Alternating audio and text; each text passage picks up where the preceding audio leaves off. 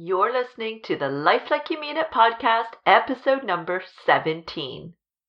Are you happy? I mean, truly, completely, 100% happy in all areas of your life? It's normal to feel like you're totally winning in certain areas of your life while others seem to fall by the wayside. But sometimes we can get so caught up in the day-to-day of life, ignoring those aspects of our lives that don't bring us joy so much that we wake up one day and wonder how we got here. Today we're talking about why women in particular are unhappy and what to do about it. We're talking openly about that treadmill of unhappiness that so many of us get on, and the steps you can start taking today to get off. My guest today, Sonia Greyson-Newman, is an award-winning life coach, author, blogger, and speaker who supports women over 50 to get unstuck, jumpstart their lives, and get their sassy back so they can live their best lives. Sonia tells it like it is in this episode, outlining why so many women are unhappy and setting us up with tips that have the power to change everything if we let them. She's delving into her toolkit for life and sharing 8 incredible tips to tackle your life head on to create the reality of your dreams, no matter what your age or situation, as only an award-winning life coach can do. And since it's the holiday season, Sonia outdoes herself with tips for staying motivated with our New Year's resolutions, or revolutions as Sonia calls them, as well as how to deal with the stresses of the holidays. Are you excited to learn Sonia's 8 tips to creating happiness in your life? I'm telling you, this episode is a powerful one. So let's dive right in and let you meet my friend, Sonia. You're listening to the Life Like You Mean It podcast, where we firmly believe that you and only you have the power to make the changes you seek in your life. Survivor of 10 years of child abuse, Lisa Sabaniak, will help you to empower yourself to overcome your limitations in whatever form they take, to build the life you truly deserve. It's time to hear from fellow experts who know firsthand what building a successful and satisfying life because of our past experiences is like, and exactly what it takes to do it. If you're ready, willing and able to get honest with yourself, roll up your sleeves and get your hands dirty with the hard work that lasting change takes, you're in the right place. Here's your host, NLP practitioner, speaker, Reiki master, author, and chipaholic, Lisa Sabaniak. This episode is dedicated to my online mini course, Becoming Fulfilled and Satisfied with Your Life. If you're tired of putting in so much effort trying to build your career, have happy relationships, attract your dream partner, feel confident with your decisions, have money in your savings account, have enough time in the day to do everything without burning out, and feel balanced both physically and emotionally, then this is your solution. Becoming fulfilled and satisfied with your life includes videos on your belief systems, opportunities, and the wheel of life, a course workbook, and meditations to help support you in your learning to shift into a fulfilling and satisfying life. And you can enroll today for just £7.20. To grab hold of this offer, visit lifelikeyoumeanit.com/fulfilled. This link is also in the show notes. So hello, my dear friend Sonia. Thank you so much for joining us on the show today. Oh, hi, Lisa. I am so happy to be here. I'm so excited. Yes. Well, just so the audience knows, Sonia and I met almost a year ago, back in January of 2019, when we were both expert panelists on a show for Wow Beauty, and we ended up sitting side by side, and we have so many things in common, not just with our personal lives, but our businesses as well. I mean, there's some key differences, but we're both really focusing on helping women, because we both find that the majority of the people that are coming to us and finding their way to us for help happen to be women. Sonia, you specifically work with women who are over 50. And we're both finding that women are coming to us because they're unhappy with certain aspects of their life or life in general. So why do you think so many women are unhappy?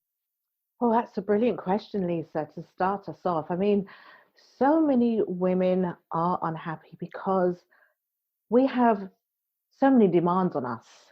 You know, Mm. that society, family, socially, no matter where a woman turns, there is somebody asking her to do something.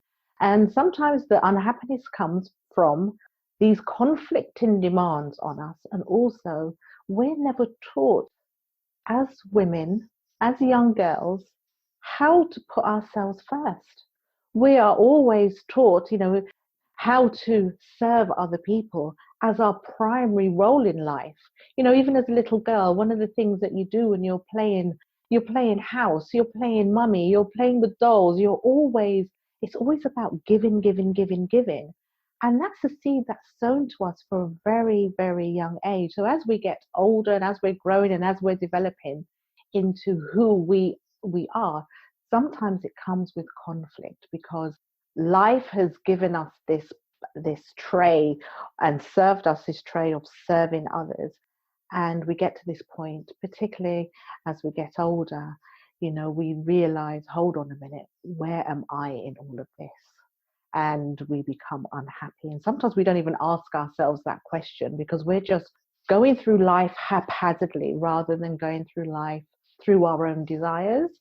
And when you do that, you find that you come to a point where you look and you reflect and you say, I'm not happy. This is not what I signed up for.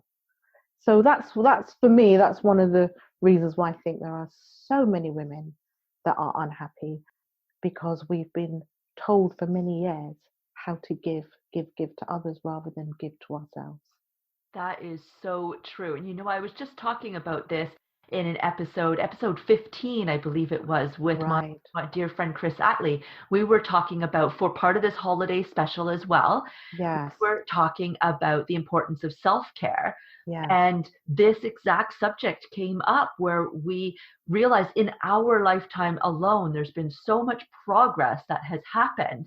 Because I remember being a kid and exactly that, like your parents are leading by example, particularly moms with their daughters.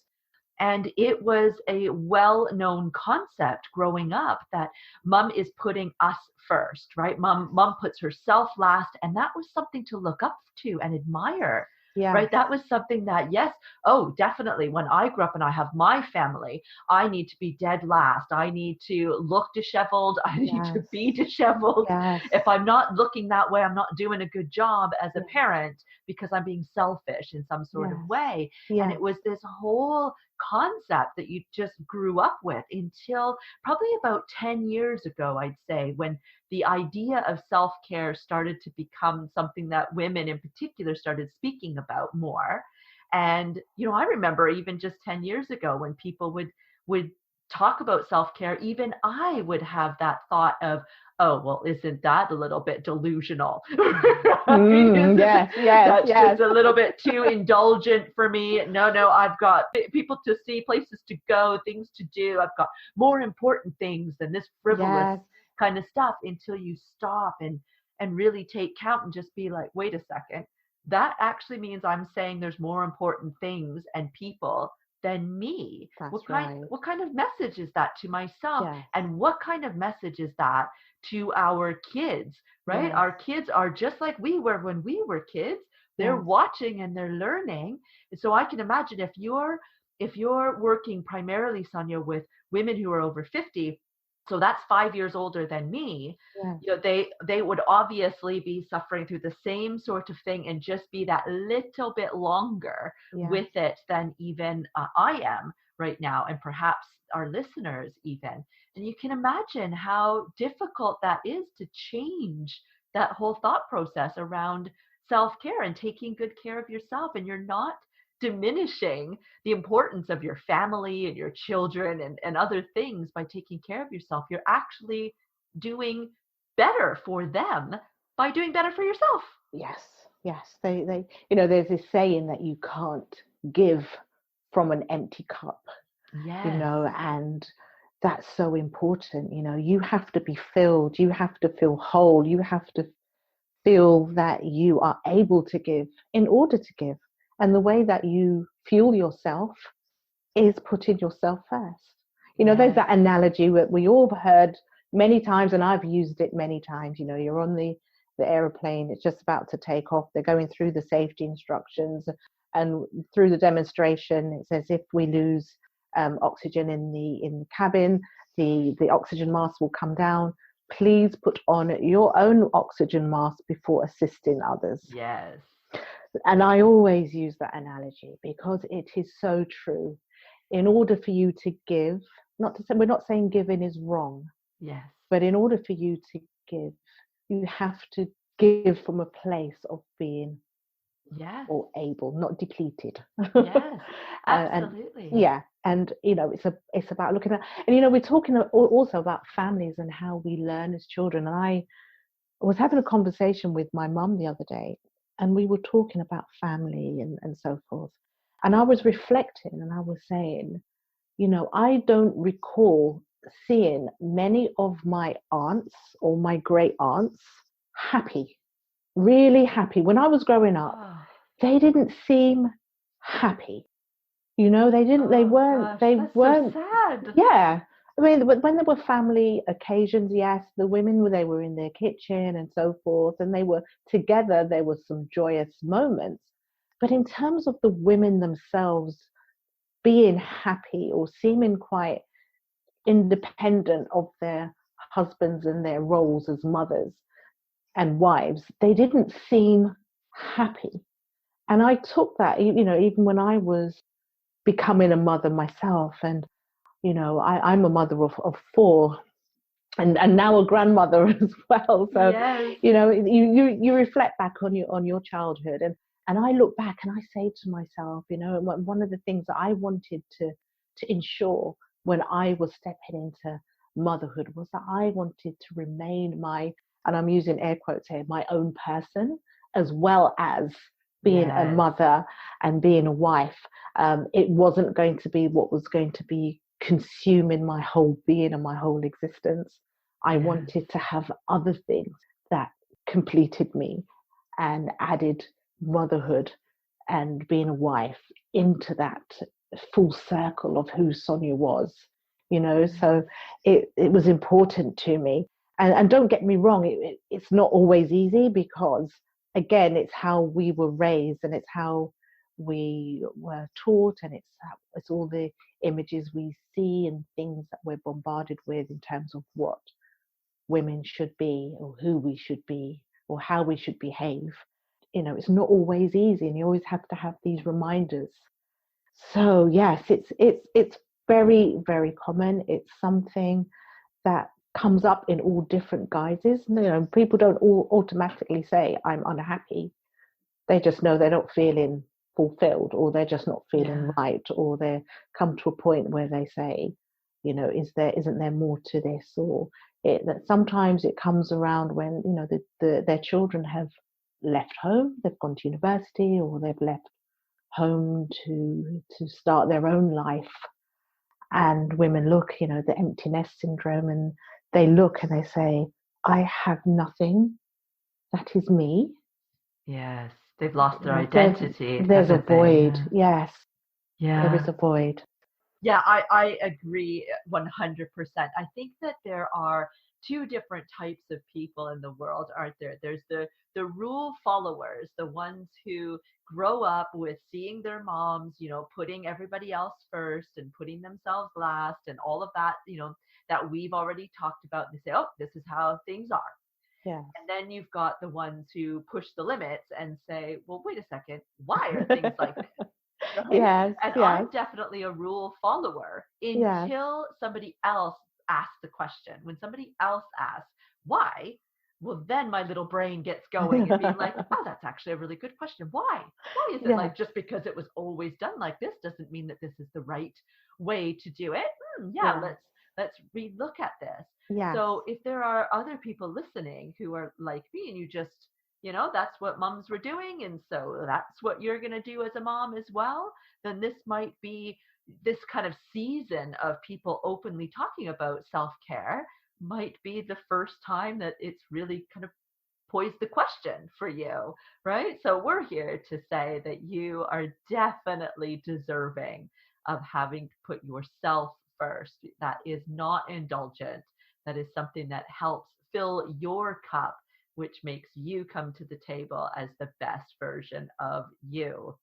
So, Sonia, you have obviously lots of people that coming to you, these women that are in their 50s and beyond, who have this kind of feeling of stuck, right? Like you were saying before, they might not even know that they're unhappy. They're just kind of going with the flow, and they don't really realize that that flow isn't really where their heart is, where their passion is. They've kind of given things up without even realizing it, that they don't necessarily need to in order to still be a great mom and a great grandma and whatever else. So how do you help people? How would you advise them to get unstuck? Well, one of the first things is really taking some time out to ask themselves the question, how do you want to feel? Mm. How do you want to feel? And this is a question that you can ask yourself on a daily basis, on a quarterly basis, on a monthly basis, on an annual basis, even throughout the day. It always comes back to, how do I want to feel? Because sometimes, I was talking about, we're going through life just sort of haphazardly. We're just rushing around, we're chasing around, we don't realize we're stuck. We're on this hamster wheel where we're just continually just spinning fast, fast, fast, fast, fast, fast. And that's what the stuckness looks like. Yeah.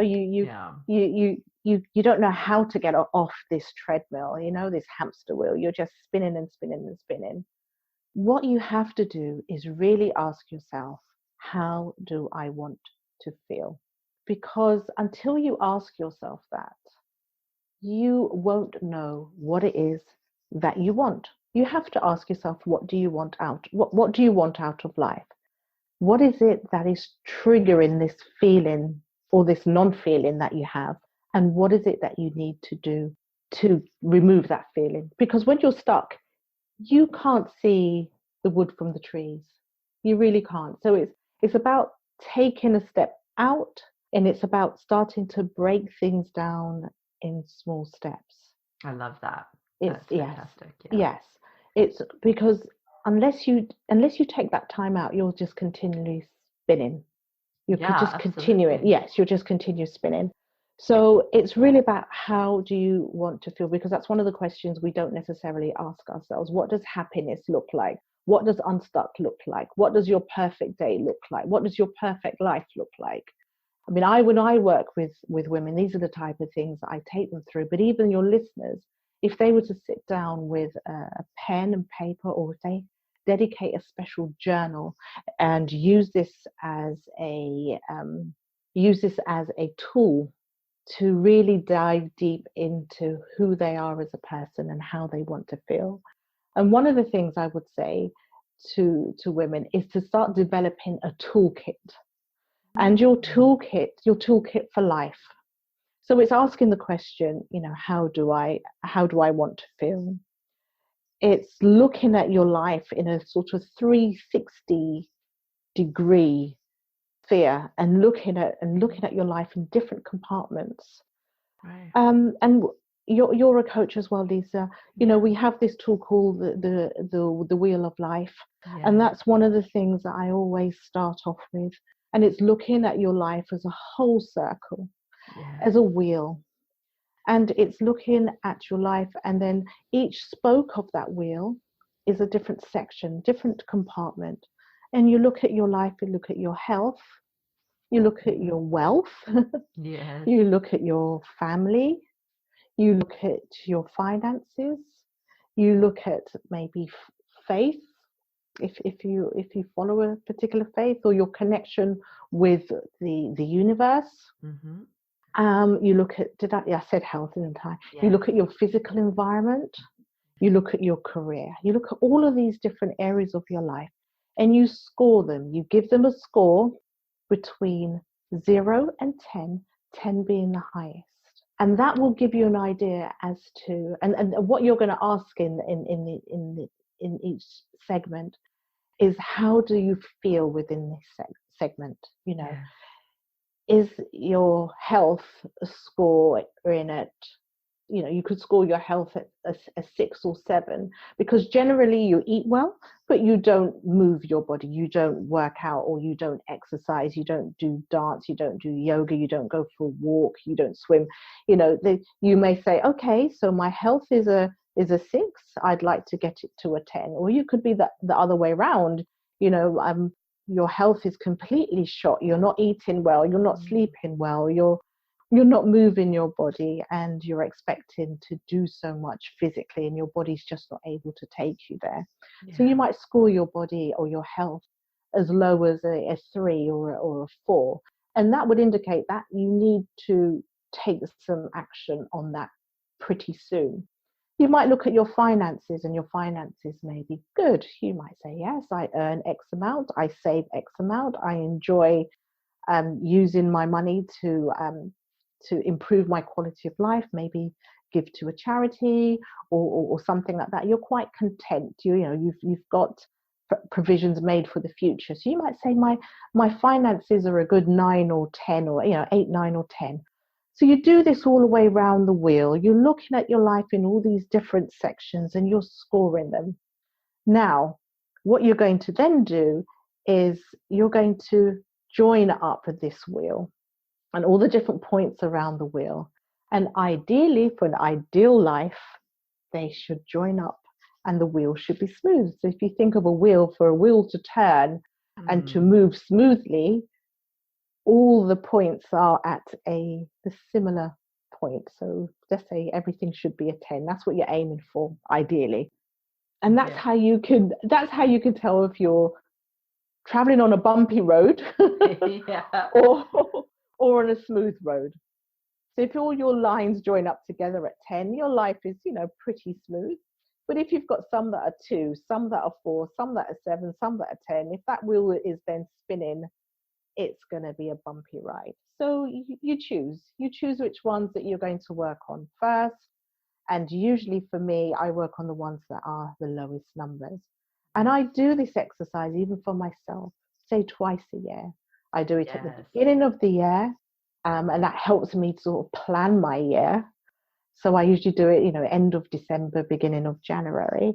And fortunately, my birthday is in May, towards the end of May. So that's almost 6 months into the year. So I reflect again at that point and I look at my life. But for some people, I suggest they do this every quarter. Yeah. And once they've scored these areas, this is the area now that they start using to plan their goals for the season. So as I said before, if your health is not good and you realize that your health is a 4 or 3, then you look at it, what is it that you need to do? And you start building around changing your habits around that, because our habits is what are a reflection of our lives. So once you start changing your habits, hopefully your life will change. This is the perfect spot to take a quick break to ask, are you ready to make some serious changes by living your life like you mean it?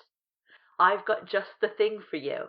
I've created a free 30-day challenge to help you transform your mindset and your emotional well-being.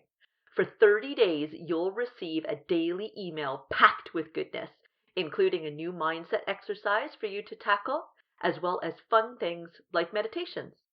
All you need to do is to commit to this challenge by registering and then opening the emails each and every day and completing your challenges. Simple, right? If you said yes, then you're ready and you know that you deserve this. You can register for free by going to lifelikeyoumeanit.com/challenge. You can also find this link in the show notes. You guys know how much I love spending time with animals, and I just love Sniff and Bark. They have collars with adorable and funky patterns along with the cutest bow ties. You can even get a matching leash or customize your collar. They have a few other products for your pooch as well, like the shark fin life jacket and doggy water bottles. I can't even say it with a straight face. It's that adorable. The best part is they have free worldwide shipping, have a 100% guarantee, make their apparel from 100% cotton, and are offering you 20% off your purchase. I mean, what a great gift idea, right? Just go to lifelikeyoumeanit.com/dogs, click the link to shop your heart out, and then enter the promo code LIFE20 at checkout. That promo code again is LIFE20. That's LIFE20 when you check out from lifelikeyoumeanit.com/dogs. This link and promo code will also be in the show notes. Are you struggling with some areas of your life, disappointed that things have not turned out the way you had hoped or planned? Perhaps you're celebrating your successes in some areas of your life while really feeling you've missed the mark in others. If you've decided you are no longer comfortable with being unhappy and are ready to do the work at your own pace in the comfort of your own home to change your life to one where you feel confidently successful, fulfilled, and greatly satisfied, then my online mini course, Becoming Fulfilled and Satisfied with Your Life, is for you. Head on over to lifelikeyoumeanit.com/fulfilled to register for just £7.20 and crack open your workbook and videos to guide you every step of the way. You'll be tackling your beliefs, how to spot opportunities, and the powerful coaching tool, the Wheel of Life, all with the guidance of me, a qualified NLP practitioner, Reiki master, author, speaker, podcast host, and survivor of 10 years of child abuse. That link again is lifelikeyoumeanit.com/fulfilled. This link is also in the show notes. Yes, this is a great time to talk about this because this is one of our Christmas or holiday specials, which means we've got the new year that's coming up. So what a great time to sit down. I'm like you. I like to do things like this twice a year, once at New Year, because it's the new year, and once at my birthday, which is in August, which is lovely. a little bit past the halfway part, but still, it's for me, that's when my new year really starts. So I do the same thing as you. And of course, everybody is so familiar with the whole idea of New Year's resolutions, and everybody's also very familiar with how you get about 2 weeks into the new year, and you're like, New Year's resolution, what? What was that again? Yes. I've got to go see what I wrote down. I don't even remember what it was. Right? So I mean, obviously, it is not unusual that we get this burst of inspiration for something to change something in our lives, and we might even make some progress with that, right? We might even go gangbusters the first 2 weeks of the year and be all excited about making this shift. But eventually, most people end up slipping back into that old behavior, whether it's within a couple of weeks or whether we're looking more at by the time we're at March and April, perhaps then is when they start to shift back. So what tips can you give to us to help us stay motivated when we decide which area of the wheel of life we're going to work on? We've set our goals and we're going like gangbusters. We're so inspired. How do we keep that motivation up? Yeah, this is really key, Lisa, because we can all feel motivated, and we can, sometimes you go to events or you listen to something and you feel really fired up, and you say, right, I'm going to change everything. And then, as you say, 2 weeks later, we can't remember. There are sort of statistics around New Year's resolutions that say that, that by March, a lot of people don't remember at all what they said they were going to do at the beginning of the year, because, again, our behaviors, unless we start, motivation is one thing, because we can all feel inspired. Yeah.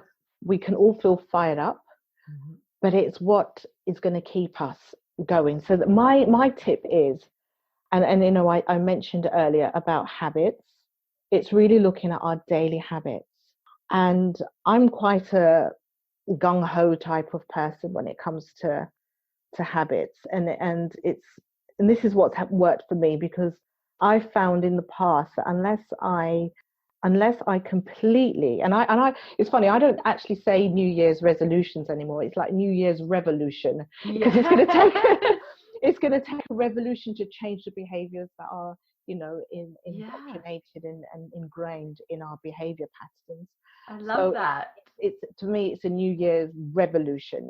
It's completely saying, right, from this point, no more. And for me, it starts in the mind. So it's how we feed our mind. Habits in themselves are one thing, but we have to use our mindset to fuel that habit. It's if I said to somebody, you need to do 50 press ups in a month's time, many people would say, oh yeah, I can do that, and they start, and they might try, and then they 2 weeks down the line, that they may be not practicing as often as they were when I first suggested it to them. And then if I said to them, look, I've entered you into a competition where you're going to get £1,000,000 in in the same in the same length of time, how many more people do you think would actually complete that 50 sit-ups? All of them. Do it. Yeah. Because they've got something there that they've put a value on. Yeah. So the mindset piece is where we kind of change our behavior first. And that's why I say about New Year's resolutions. A resolution is only an intention. It's only you declaring that I am going to do something. But unless you have the mindset behind it, and unless you put the habits behind it, it's very likely you will not achieve it.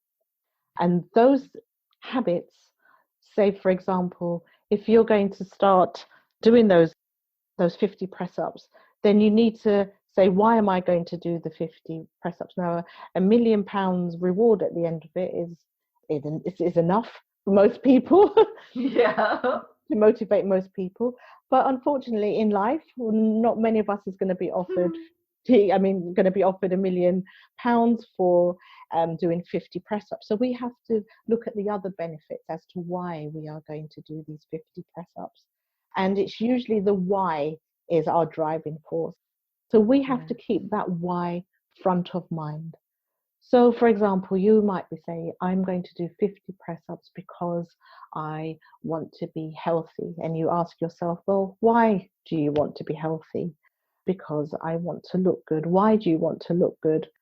Because not only do I want to look good, I want to feel good. Why do you want to feel good? Because I haven't been feeling myself for the longest while, because me not being healthy, I'm not able to run around with my children or grandchildren as much. And I used to love doing that years ago, and I don't do that now. And you might find that for that person, their greatest why is spending quality family time out in nature, running around through the fields with their children or grandchildren. And that might motivate them enough. That might be the motivation enough to get them to do those 50 press ups or to get their body moving. It's not necessarily just because they just picked an idea out of their head. There is usually something deep down that is a driving force. And I've just used that as a sort of an example, but many things that we want to do have a deeper meaning once we start digging into the why we are doing it or why we want to do it. There is something there. There is something there. And again, I mentioned journaling earlier, and that's one of the things that if you really dig deep, get a journal, dig deep. A journal can be your best friend, really and truly. You start asking yourself questions, not just a journal to say, oh, today I'm going to make sure that I go shopping or I'm meeting my friend for coffee. No, not that. That's the diary. A journal is more to do with, how are you going to create the life that you want?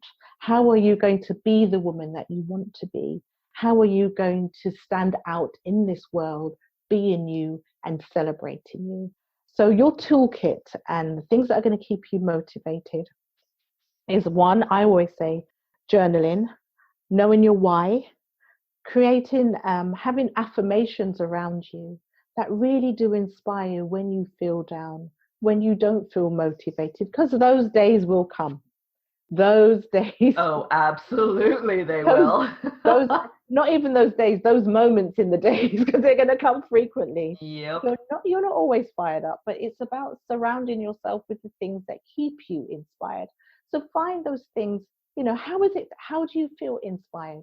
Is it listening to podcasts? Is it reading books? Is it being around certain people who inspire you?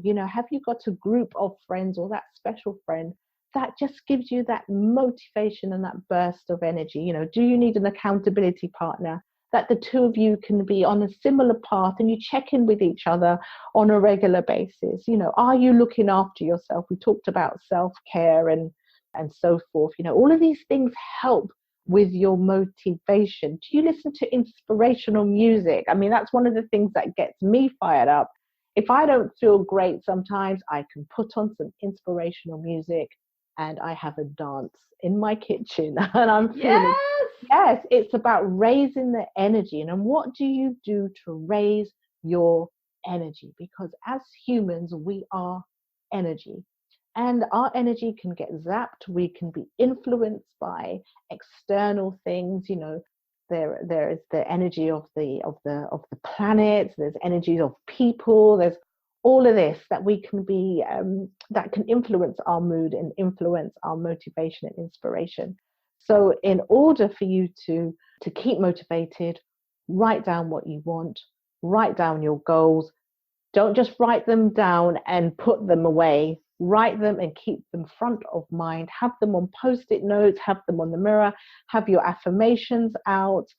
Tell a friend, share them, check in with your friend, and these type of things will help you be motivated. And if all else fails, then you have people like yourself, Lisa, and me, who are here to help people and support and handhold and guide and all of that lovely stuff where we don't always have the tools at our disposal, but there are lots of people around that can help people to get to where they want to get to.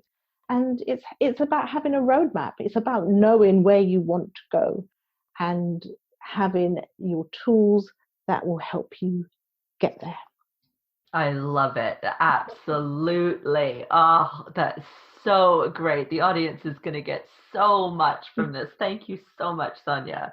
You're welcome. So I'd like to just go back a little bit where you were saying about knowing your why. Why do you want to do this? Like if you're thinking about losing weight, for example, why do you want to do this?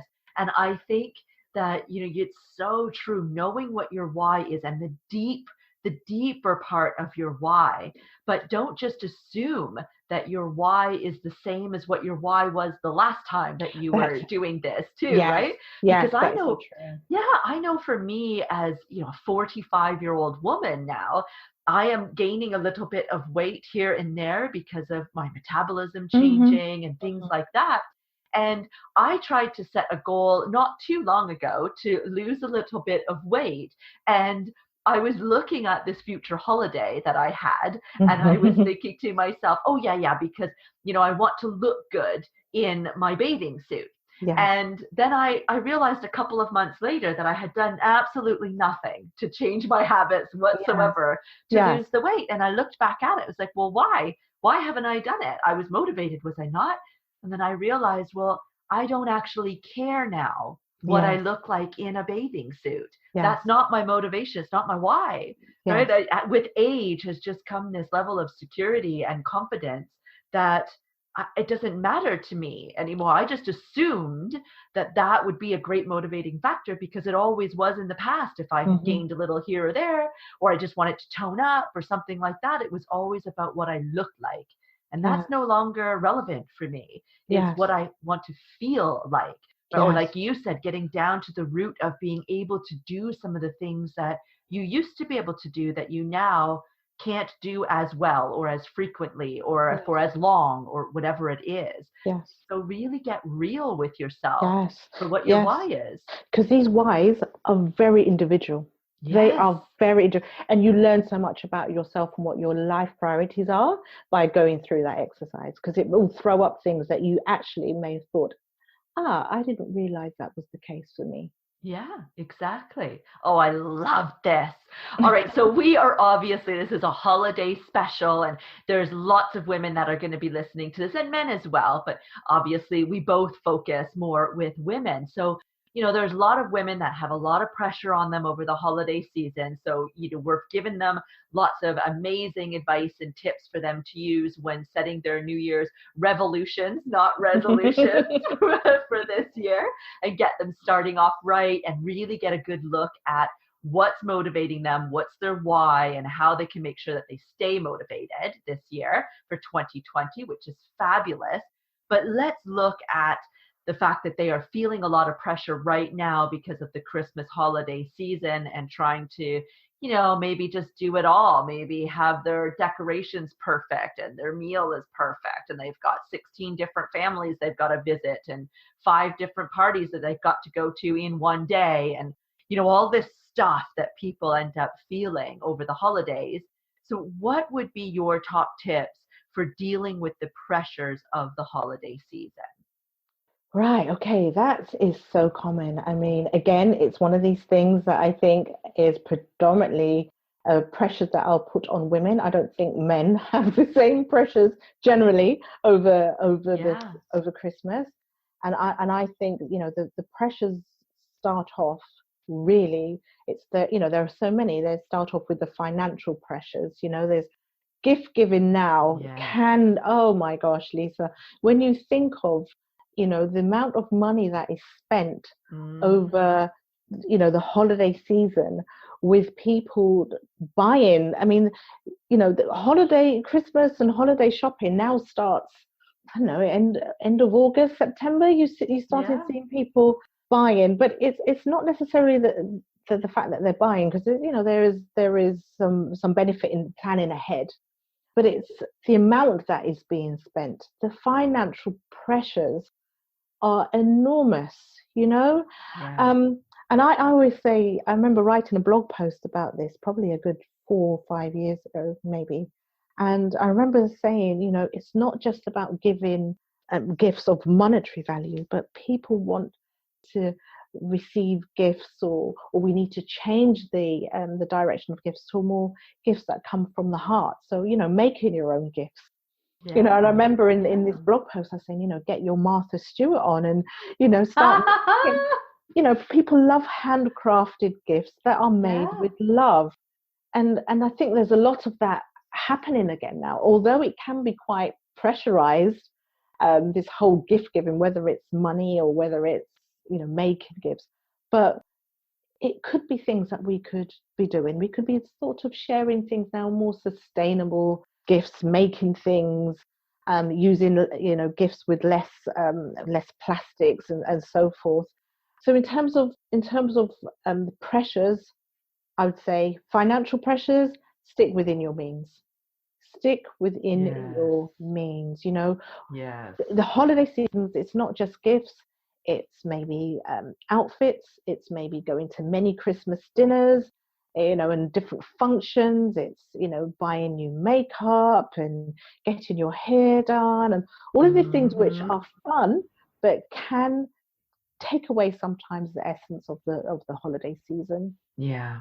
Because, you might be spending so much money on things that aren't really what the holiday season is about.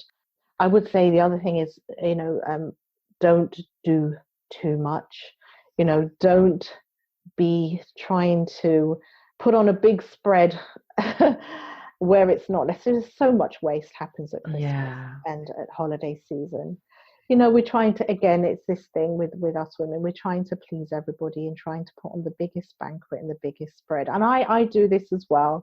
you know. Yep, we're all guilty of it at some point, aren't we're all we? guilty, and we're all guilty of it. But I'd say that was one of the things as well, is just really try not to do too much, because it is draining.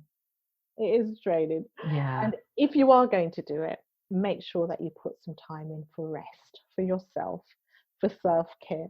One of the things that I do, I might have a full-on, say, Christmas day, but Boxing Day, I rest. I literally do nothing. There is enough food in the house for everybody to fend for themselves.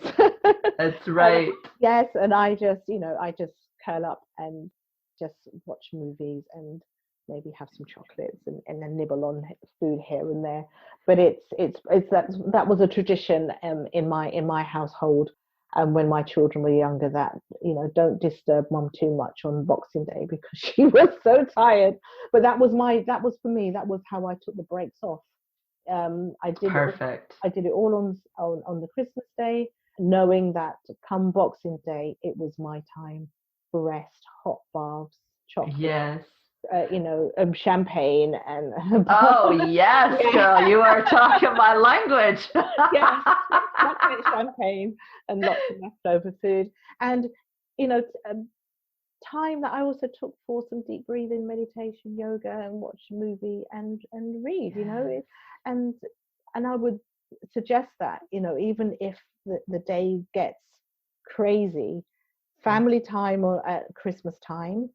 We don't always, well, not always, we don't choose our family, but, I'm blessed that I'm fortunate that I enjoy my family time.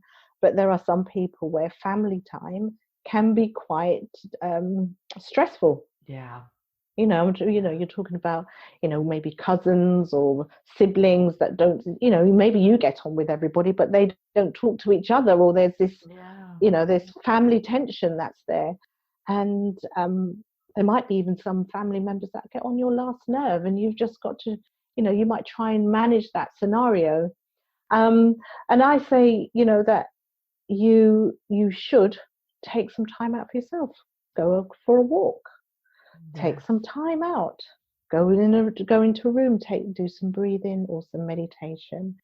Sometimes situations can be quite tense, and that's how you can try and make sure that you look after yourself, and yeah, that's my main thing. I love it. I love it. Boxing Day in my house is now called Jammy Day. Yes. Stay in our pajamas.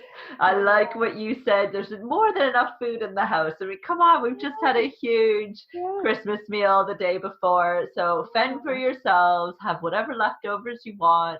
We're just going to put on film after film, maybe go for a nice walk in the forest. Like that's it. That is what Boxing Day is. Yes, it is. It is. It's a beautiful time. It's a beautiful time for yourself. It's a beautiful time for your family.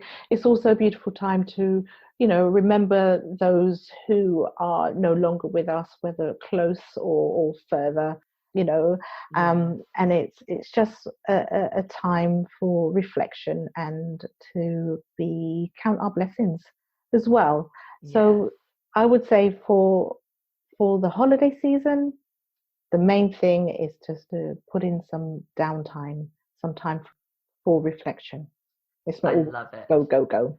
I love it. Thank you so much for those tips, Sonia. So how can people reach you? How can they find out more about you, follow you, all the good stuff? All the good stuff. Well, mainly my website, which is my name, Sonia Greyson-Newman.com. And I'm on social media. My favorite one is Instagram, but I'm on other platforms as well, YouTube and so forth. But yeah, that's how people can find me. And yes, come and say hi, come and connect. I think social media is a great way of connecting and meeting new people. Yes, and I agree. Instagram is my favorite as well. Sorry, Twitter world, Facebook land. Instagram is my jam. But I will put all the links for Sonia's website and all of her social media and everything in the show notes. So don't worry about trying to write that down or wondering, how do you spell Sonia and Grayson? So Grayson and Newman, yes. it'll be in the show notes. So just head on over to lifelikeyoumeanit.com/blog and you will be able to find it there. So Sonia, thank you so much for being on the show and giving our listeners so many great tips to use for not just the holiday, but in January for the new year as well. I think this is really going to help people to set their goals for 2020. So thank you. Thank you. And thank you, Lisa. And thank you for having this platform. It's just amazing that you have this platform where you teach so much from yourself and your different guests. So thank you. Oh, thank you, Sonia. That's so sweet. How are you feeling about your treadmill now? Sonia gave us so many amazing and tangible tips to get off the unhappiness treadmill today. Now all you have to do is implement her strategies. I think her explanation of the wheel of life and her description of how to use it is so powerful. In fact, I use the same tool every day in my NLP practice, and I use it personally at least twice a year, just like Sonia suggests. It's the perfect way to get clear on how I'm feeling about the different areas of my life, what I want in those areas, and how I'm going to move the goalposts, so to speak. And I love her toolkit. I use most of the tools in her suggested toolkit regularly, if not daily, and I can tell you without a doubt they make an incredible difference in my life.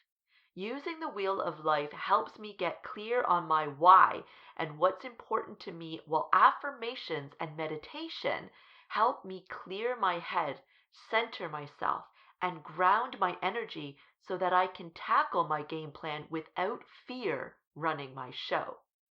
As you might expect, I work with my own coach, which does wonders for keeping me accountable, and I binge listen to my favorite podcast while I walk in nature at least 3 times a week, helping me to raise my energy. How's your toolkit looking? Don't worry if you need some help with it. That's what this episode is for. Take on Sonia's advice for getting off the unhappiness treadmill and create your toolkit for life. And I promise you the difference in your life will be palpable. It just takes a little effort and consistency on your part. Thank you to my amazing guest today, award-winning life coach Sonia Greyson-Newman, for giving us so many valuable tips to help us sort out our lives. As always, you can find all of Sonia's social media links as well as links to her website in the show notes by going to lifelikeyoumeanit.com/blog. And thank you for listening to another episode of the Life Like You Mean It podcast. Now go ask and answer the most important question of all. How do you want to feel? Thanks for listening to the Life Like You Mean It podcast. Head on over to the show notes for this episode and all past episodes at www.lifelikeyoumeanit.com/blog. If you love the show, leave a rating and review. Share that love by spreading the word. Post a link to your social media. Share it with your friends and follow or subscribe to the podcast on your favorite podcast hosting site. Thanks so much for tuning in. Until next time, remember to live your life on purpose by living life like you mean it.